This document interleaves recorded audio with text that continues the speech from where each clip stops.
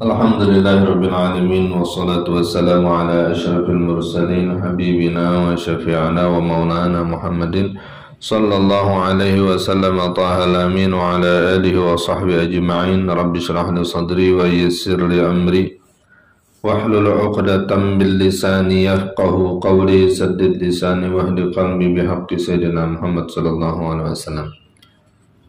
Waqala radhiyallahu anhu babun nahyi 'anil bukhli wasyuhi.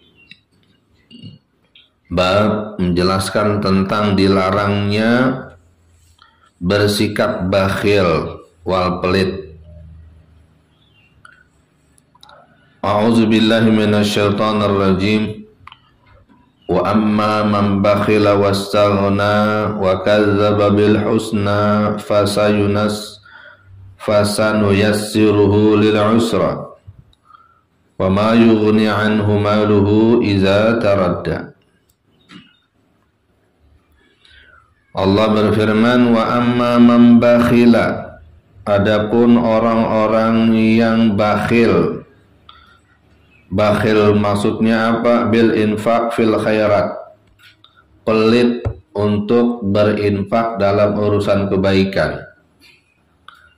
Kadang-kadang orang yang pelit itu untuk urusan-urusan yang tidak berguna dia itu ringan keluar. Untuk manggil pagelaran musik dia nyumbang tuh, nyawer. Untuk permainan dia dermawan.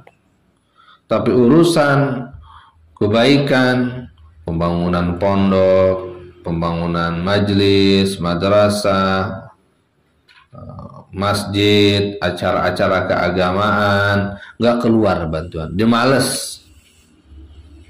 Dia dikata agama suka minta-minta lah. Nah. Tapi kalau urusan selain kebaikan, dia sepertinya dermawan. Orang ini di dalam agama masih dikategorikan pelit. Karena pelit itu adalah bil infaq fil khairat, ya. Bakhil dalam berinfak kepada urusan kebaikan. Wah, ini saya lagi manggil orkes tunggal, apa tuh yang organ tunggal. Berapa? 1,5 juta. Cuma saya punya 1 juta. Gampang. Gopeng tante datang ke rumah. Tuh, urusan begitu mah dicepet. Manggil-manggil artis, dia royal. Tapi untuk hal-hal yang bersifat sosial keagamaan, dia pelit. Itu yang dimaksud bakhil. Wa amma man bakhila wastaghna, dan adapun orang-orang yang pelit, tidak mau berinfak dalam urusan kebaikan, wastaghna, dan dia merasa cukup, merasa kaya. Maksudnya apa? Wastaghna bid dunya anil uqba, dia sudah merasa cukup dengan di dunia ini, enggak butuh akhirat lagi. Pikirannya full hanya dunia aja. Dia anggap akhirat urusan belakangan. Nah, orang-orang yang seperti itu ditambah wa kadzdzaba bil husna, dan dia mendustakan dengan pahala-pahala kebajikan. Nih sikap-sikapnya tuh bakhil terhadap kebaikan, merasa cukup dengan kehidupan dunia, bangga dia dengan hasil yang dia sekarang dapatkan. Wa kadzdzaba bil husna, urusan pahala dia mah seolah-olah dustakan, bahkan mendustakan. Apa yang dia dapat? Fasanuyassiruhu fid dunya lil usra. Fasanuyassiruhu lil usra. Kami akan mudahkan dia di dalam urusan dunia untuk mendapatkan nanti kesulitan di akhirat. Jadi jangan disangka orang pelit untuk berbuat kebaikan itu di dunianya susah, kagak. Dia dipermudahkan dalam urusan dunia, yang natijah endingnya nanti di akhirat dia bakal kesusahan dengan hisab. Walihaza qalu min sawabil hasanah al hasanatu ba'daha wa min jaza'is sayyi'ah as sayyi'atu ba'daha. Oleh karena itu dikatakan oleh ulama, di antara ganjaran kebaikan itu adalah kebaikan setelahnya, dan di antara ganjaran keburukan adalah keburukan setelahnya.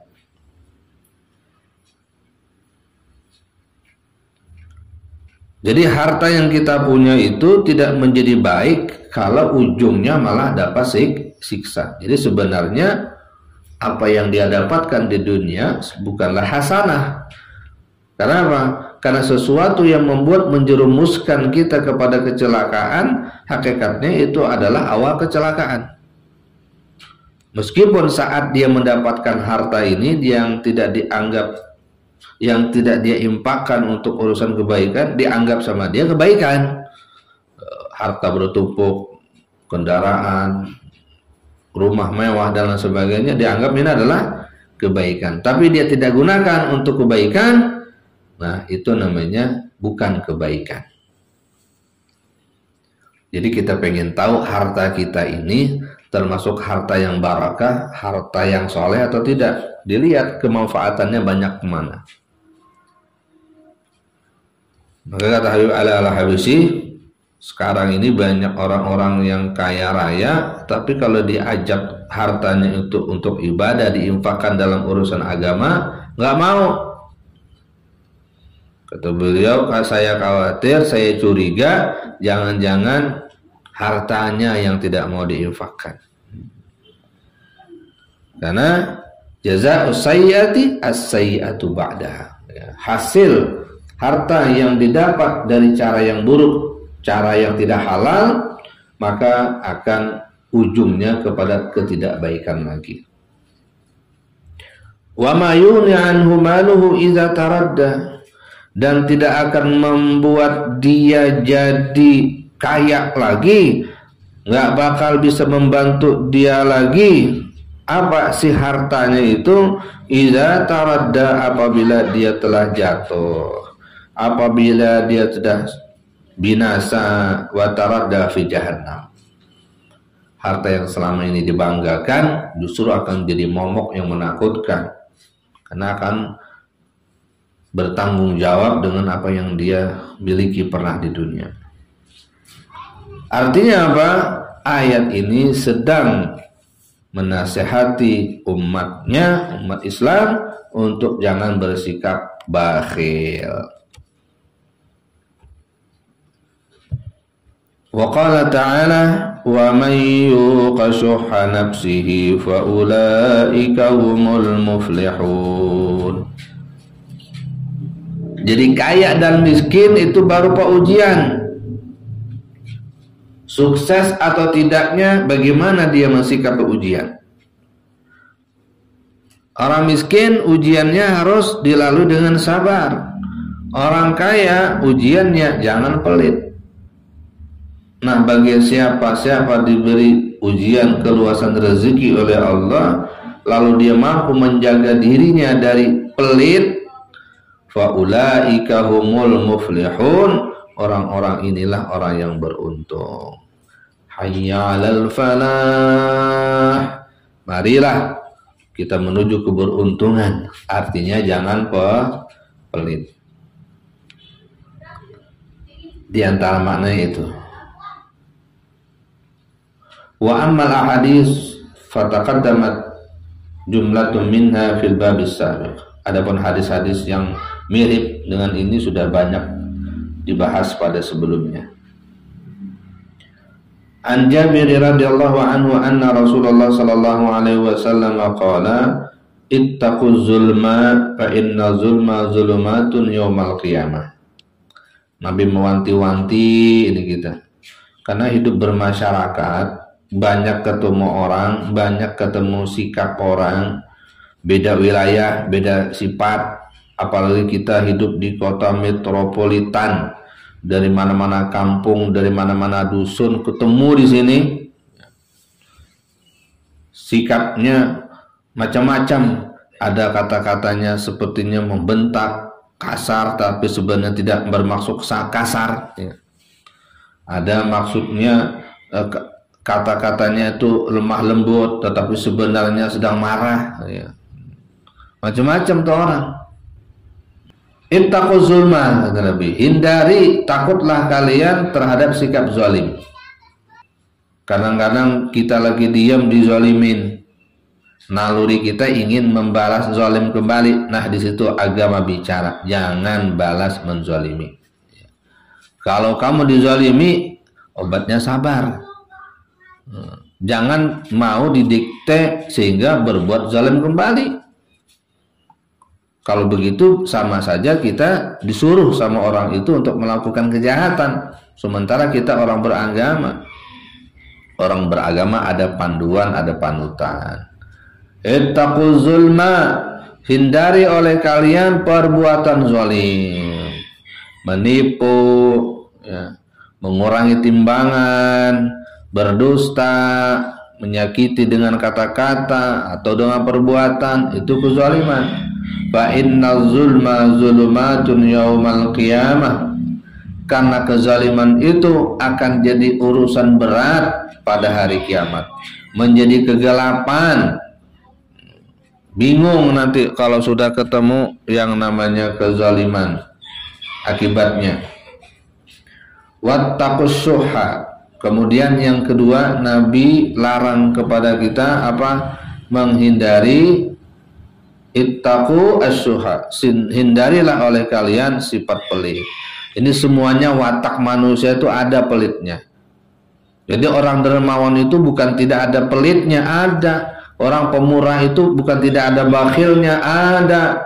Tetapi mereka menekan pelit itu, menekan bakhil itu untuk menguasai hatinya, sehingga dia bersikap pemurah. Perjuangan dulu. Karena kalau kita ngitung-ngitung jadi pelit. Masya Allah, saya udah capek-capek Pak, kerja pagi siang malam, ya. Tiba-tiba orang datang minta doang bisanya. Karena dia menisbatkan rezeki kepada pekerjaannya. Dia lupa bahwa rezeki itu dari Allah Subhanahu wa ta'ala. Pekerjaan itu sababiyah. Makan, setelah makan kenyang, kausalitas. Sebenarnya yang memberikan kenyang itu Allah. Makan itu usaha kita. Sebenarnya nggak ada urusan untuk kenyang memakan, ya. Tapi karena sudah dibuat hukumnya seperti itu, bila makan Allah kasih kenyang, bila minum Allah kasih hilang hausnya. Jadi sebenarnya menghilangkan haus, memberikan rasa kenyang, itu hanya Allah Subhanahu wa ta'ala.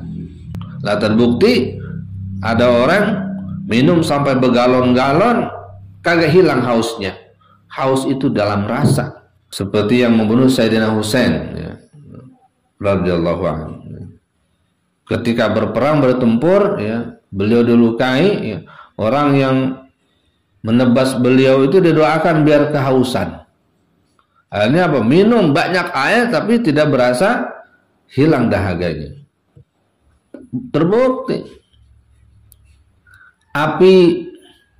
Api itu kan membakar kausalitas saja. Ketika api menyentuh barang, maka barang itu menjadi terbakar. Menyentuh dengan terbakar itu dua pekerjaan.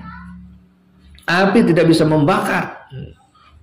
Tapi terhadap manusia Allah gabungkan seolah-olah membakar itu pekerjaan api. Kenyang itu seolah-olah pekerjaan makanan. Padahal bukan. Makanan tidak bekerja sama sekali. Tidak ada daya dan upaya kecuali atas izin Allah Subhanahu wa ta'ala. Maka orang yang bekerja di sawah, di kantor dan lain sebagainya harus berkeyakinan rezeki itu datangnya dari Allah. Makan datangnya rezekinya dari Allah. Meskipun punya uang, bisa beli, menghargai itu barang di warung, tapi rezeki makannya bisa nggak dijamin? Itu makanan udah di depan mata. Kalau sakit gigi, tiba-tiba sakit gigi bisa nggak makan? Oh, nggak enak. Malah menyiksa tuh makanan di depan kayak ngeledek. Ih, nggak bisa, lu nggak bisa. Rezeki dari Allah, kenyang dari Allah. Makanya setelah selesai makan kita ucapkan alhamdulillahilladzi at'amana wa saqana. Segala puji bagi Allah yang telah memberikan kami makanan ini dan memberikan kami minum. Air dari Allah, tanaman tumbuh dari Allah. Kan ujung-ujungnya orang gajian itu ujung-ujungnya makan ya. Makanya jangan pelit.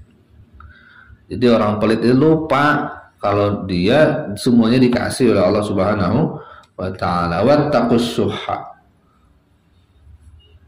Hindari oleh kalian pelit. Fa inna syuhha ahlaka man kana qablakum. Karena sikap bakhil, medit, pelit itu membuat binasa orang-orang generasi sebelum kalian. Kok bisa pelit itu menjadi orang jadi terbinasa? Hamalahum ala an safaku dima'ahum. Orang pelit itu gampang terdorong, hamalahum ala an safaku dima'ahum, untuk nanti saling bunuh, untuk menumpahkan darah orang lain. Karena bisnisnya itu sudah maju, ada orang yang ingin menghalang-halanginya, bayar orang untuk bunuh. Siapapun itu menghalangi, dibunuh. Waliyazubillah. Jadi pelit itu menyebabkan orang jadi gampang main bunuh-bunuhan. Wastahallu maharimahum, dan mereka gampang menghalalkan hal-hal yang diharamkan untuk mereka. Itu gara-gara pelit. Udah pelit banget dah. Makanya orang mukmin yang berpanutan kepada Rasulullah hendaknya menghindari pelit ini. Menghindari pelit itu adalah pahala. Bersedekah pahala lagi. Double pahalanya tuh. Melawan rasa pelit itu pahala, karena pelit itu adalah larangan. Jadi ketika kita bersedekah itu dua tuh. Pahala bersedekah, pahala melawan pelit yang ada dalam diri. Semoga Allah Subhanahu wa taala berikan kita taufik sehingga bisa melakukan banyak kebaikan dan kebajikan. Amin ya rabbal alamin. Iqra.